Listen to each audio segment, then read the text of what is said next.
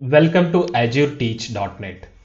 Let us understand what we are going to implement using this diagram. So here we have an API that is integrated with Azure AD authentication from two Azure accounts. So here we have a Postman client that can generate token either from tenant 1 or tenant 2, and it uses that token to access this particular API, and this API validates the token against tenant 1 or tenant 2 and returns the response. Let us start understanding this programmatically.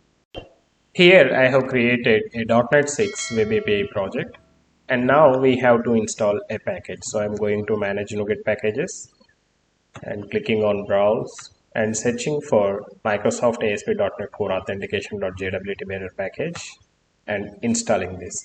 And here I have to select the version that is compatible with .NET 6. So I'm scrolling down and here I'm selecting this one and clicking on install. The package have been installed. Now we have to create app registrations in each tenant for our API. So here I have opened one tenant in Edge browser and another tenant inside Chrome. I'm going to the Edge browser and going to Microsoft Entra ID.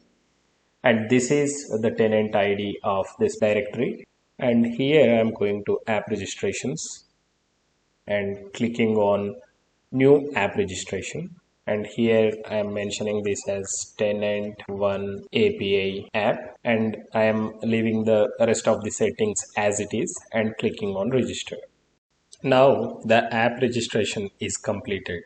As this is an API's app registration, we have to go to expose an API and we have to add an application ID Uri, and I am clicking here and clicking on save here. So this serves as an audience inside the token. I'll explain that later. And here we have to add a scope.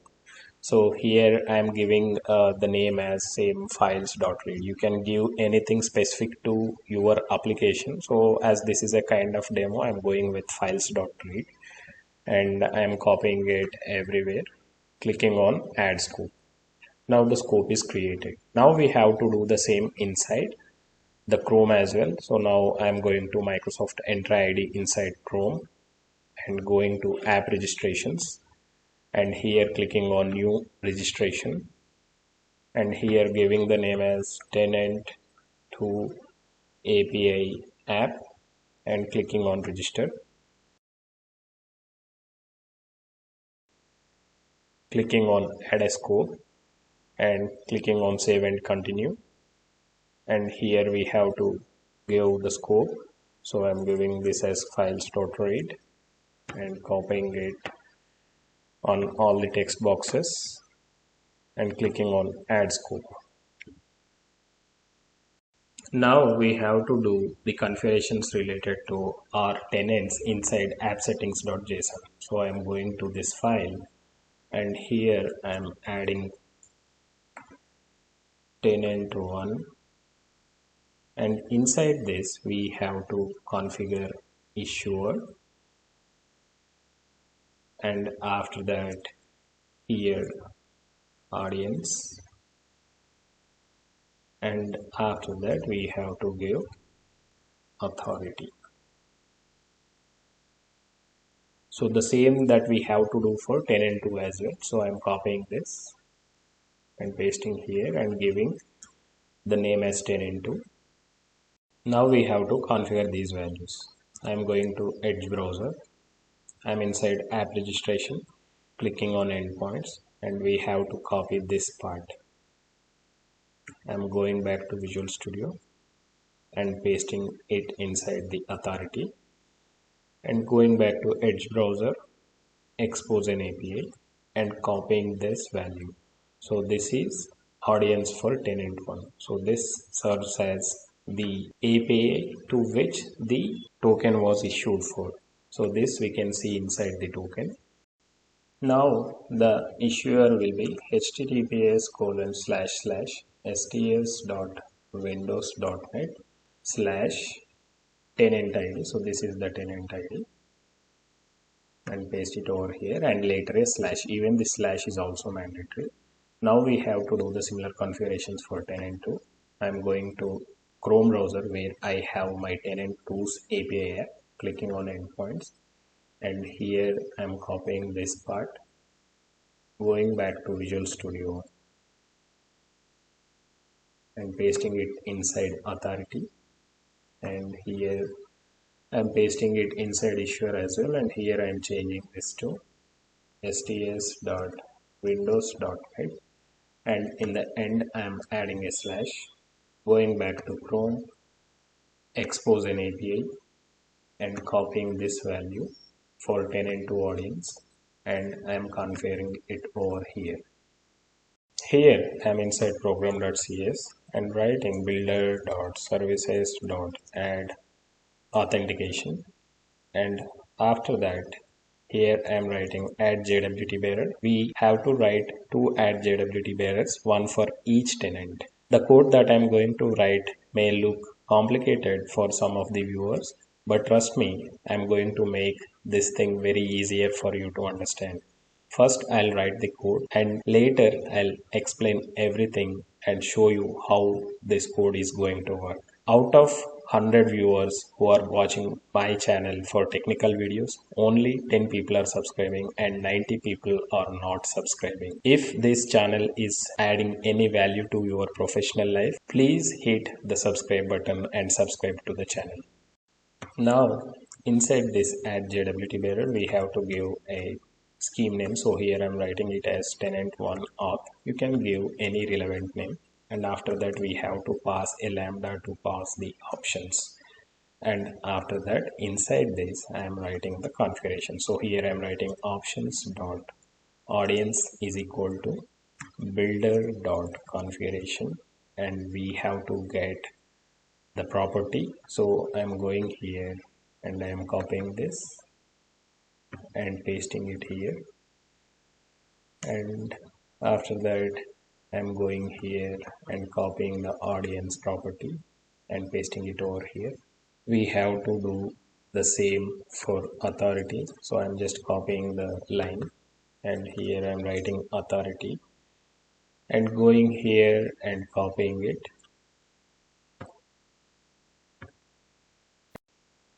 Now we have to configure the token validation parameters. So these are the parameters that we want to look inside the token. So once we receive the token, we are going to validate the parameters that I am going to write over here.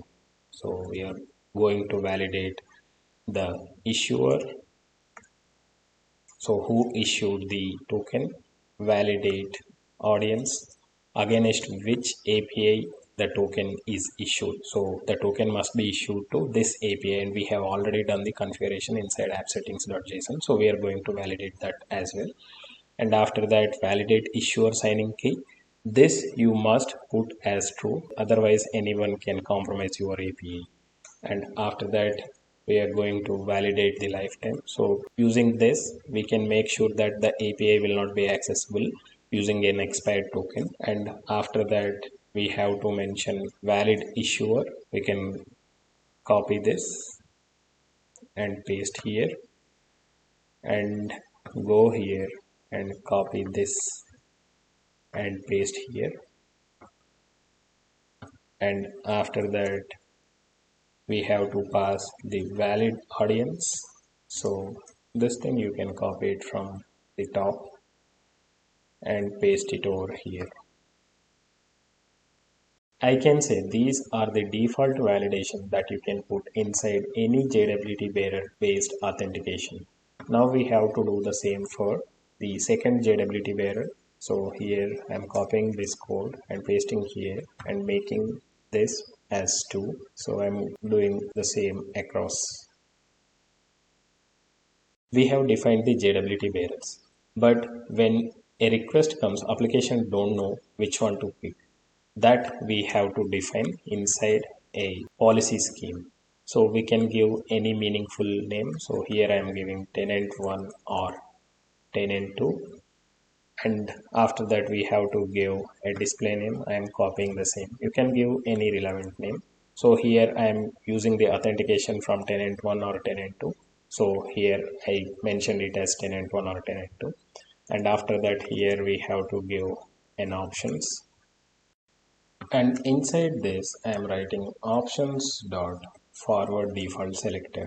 So we are telling the application that when a request comes, so choose one of these JWT bearers based on the parameters that we are going to define over here. So that is what the forward default selector means.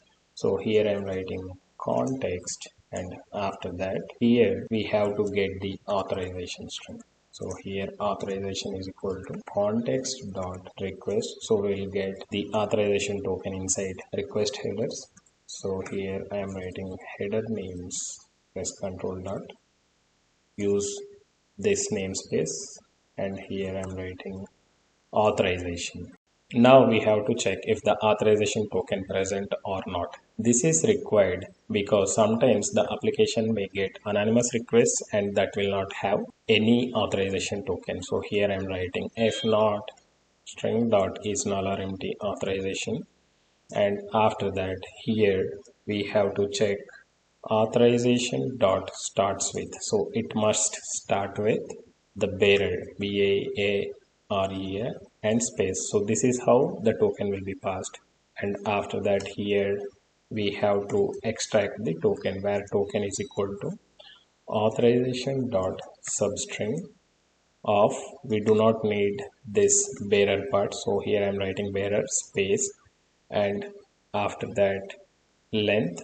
So we are taking this bearer space out of the token and just doing the trim, just in case if there are any spaces we do not need them. And now we have to use a JWT handler to read the token. So here I'm writing where JWT handler is equal to new JWT security token handler. And after that, if JWT handler dot can read token. So this is needed, like if the token is not a valid token, we do not want the application to break. So that is the reason we want to use this JWT security token handler class and pass the token over here. If you do not understand this code, don't worry, I am going to explain all this when we are doing the testing. So here I am writing where issuer is equal to JWT handler dot read JWT token. We have to pass the token, and from the token I want to read the issuer. So here if issuer is equal to the tenant to's issuer, then I am going to use tenant to JWT token scheme. So here I am writing this, and after that here I am going to return this thing. So if the token is readable and it has issuer as tenant 2, I am going to use the tenant 2 specific JWT bearer configuration. And in all other cases, so I am going out of this if statement, and here I am writing in all other cases I want to use tenant 1 authentication. Now we have to mention the default schemes inside this authentication middleware. So here I'm writing options, and inside this options dot default scheme. So the default scheme is this one, tenant 1 or tenant 2, and we have to mention the default challenge scheme. So default challenge scheme, so this is also the same. So till now we have configured the authentication middleware. Now we have to configure the authorization middleware. So here I am writing builder.services.add authorization. So inside this we have to write options. Inside this I am declaring a variable common policy is equal to new authorization policy builder, and to this we have to pass the authentication schemes. So I have tenant 1 auth and tenant 2 auth schemes. So I'm passing here, and after that we have to use a required authenticated user, and then we have to write build. So why I have mentioned this as common policy is for tenant 1 and tenant 2 both we need authenticated user. So if you have a different policy for different tenants, so you can create two different policies, one for tenant 1 and another for tenant 2, and you can add it.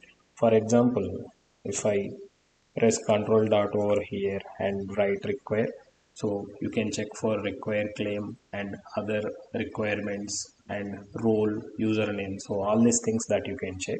So this depends on requirement. For now, for us it is only the authenticated user is needed, and after that here we have to write options dot add policy, and we have to give a name here, tenant 1 or 2 policy, and to this we have to pass the common policy. After that here write app dot use authentication. That's all. Our API app with Azure AD Multitenant authentication is ready. Now we have to test it. I am going to the default example weather forecast controller, and here I am adding authorize attribute. We are going to use the same example controller for our testing. Before we start testing, if you did not subscribe to the channel, please subscribe to the channel. Now we have to create the client app registration. So previously we have created app registrations for the API. Now we are going to access the API using the Postman. So we have to create the client applications. So now I am going to the Edge browser and going to app registrations and clicking on new app registration, and here I am writing tenant 1 API client app and clicking on register. Now I am going to the authentication part, and here I am clicking on add platform. So here I am choosing single page application, and here we have to enter the redirect URI. So we can go to Postman. So the default redirect URI for the Postman is this one. So once the token is generated, the Postman listens here for the token. So I am pasting it over here. And after that here we have to select access tokens and ID tokens and click on configure. Now we have to provide permissions on our API app to this client apps. So here I am going to API permissions, and here I am adding a permission and going to APIs my organization users, and here I have tenant 1 API app. I am selecting this and I am choosing files.read scope and clicking on add permission. Now we have to grant admin consent for default directory. So I'm clicking on yes over here. So the admin consent have been granted, and we have to do the same for the tenant 2 as well. So I'm going here and I'm going to app registrations and clicking on new app registration, and here I'm writing tenant 2 API client app, clicking on register. I'm going to authentication section, add a platform, single page application, redirect URI as the Postman URI, and here I am selecting access tokens and ID tokens, clicking on configure. Now I am going to API permissions, add a permission, API is my organization users, and here I am searching for tenant 2 API app, selecting the scope, add permission, grant admin consent for default directory, yes. Now go to Visual Studio and run this application. If I expand this, try it out, execute. So if you see, it is returning 401 unauthorized. So I'm copying this particular URL and I'm going to Postman and pasting it over here. I'm going to authorization, and here I'm choosing Auth 2.0, and here we have to configure few things. So here we have to pass the auth URL. So I'm going to the Edge browser tenant 1 app registrations overview section, endpoints and copying the 2.0 the authorization endpoint, and here going back to Postman and pasting it over here. We have to give the client ID over here. I'm going back to the Edge browser again, and here we have the client ID and I'm pasting it over here, and we have to give a scope. I'm going back to the app registration, and here we have the API permissions. Clicking on this, and I'm copying the scope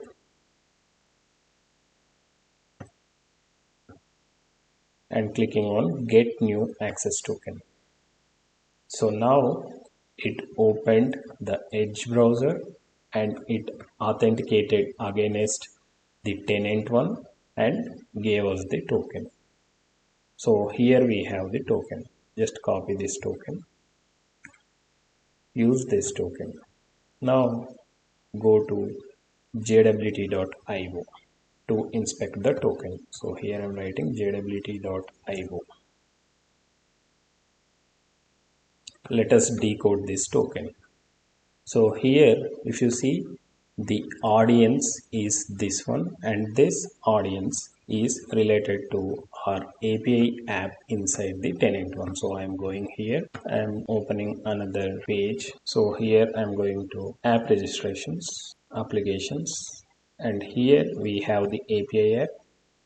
And if you go to expose an API, so this is the ID that is present inside here. So it is B500 and B500. So this token is generated against this API app. That is what we are telling. And if you see here, the issuer is sts.windows.net, and after that we have the tenant ID / and the same that we have over here inside our app settings.json. So here we have sts.windows.net and this particular tenant ID is there. And now if you inspect more, so here we have the scope as files.read. So we have generated the token for this files.read, and this is the client app ID db5 f9 something is there. And if you go here and overview, so this is db5.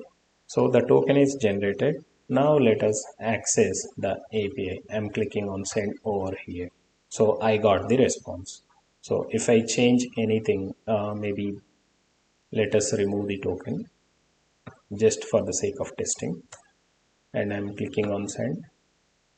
Now it returned 401. Okay, let us do the same for the tenant 2. Before that I have to change the default browser, because now it was opened in the Edge browser. I want it to be open inside the Chrome. Here inside the default apps, and here I'm searching for Google Chrome and opening it, and I'm setting this as default. Now I'm going back to the Postman and just removing this client ID related to the tenant one, because we want to test the tenant 2 authentication, and I am removing this as well and this as well. And now going to the Chrome browser, and here overview endpoints, and I am copying the authorization endpoint of tenant 2 and I am pasting it over here, and we need a client ID. So I'm going to the Chrome browser, and here we have the client ID. Copy the client ID, go to the Postman and paste it over here, and after that we have the scope. So I'm going to the Chrome again, API permissions, and clicking on files.read and copying it over here and pasting it over here. And now get new access token. So now it opened inside the Chrome browser and we got the token. Let us inspect this token in jwt.io. So I'm opening jwt.io here. So here if you see, we have similar kind of configurations, and we have the audience and issuer and app ID and also the scope, and this configuration is related to the tenant too. So now here I'm clicking on use token and clicking on send. So now we got 200. Now let us understand how this entire setup is working. I am going back to Visual Studio, and here we have added the configurations related to our two tenants and also mentioned the parameters that we want to validate. I am putting a breakpoint over here. So here I am clicking on send button. So as I said previously, when a request comes, it comes to this forward default selector. So here it read the token, and here it extracted the token without bearer, and here it can read the token, and here it extracted the issuer, and this issuer DB26A6 is related to the tenant to issuer. Now it going inside this if, and here it is picking tenant to auth. So after that it validates that particular token against all these configurations that we have mentioned. So now it returned the response. So if anybody have understanding and JWT token authentication, we generate the token using a particular security key and validates against that. So if you see here, we have validate issuer signing key as true. But actually in this demo, we have generated this token against Azure AD. Okay. But inside our API app, we do not have any configurations related to the security key. And also we are not accessing that particular security key from Azure. But still this particular configuration is working. Do you know how this application is working without a security key configuration? If you know, please comment inside the comment section. Even if you don't know, please comment inside the comment section. Based on your responses, I'll create another video and explain the logic that is happening in behind, which is making this setup to work. That's all in this video. Thanks a lot for watching. Please subscribe to azureteach.net if you haven't subscribed yet, and also share this video with your friends. Thank you.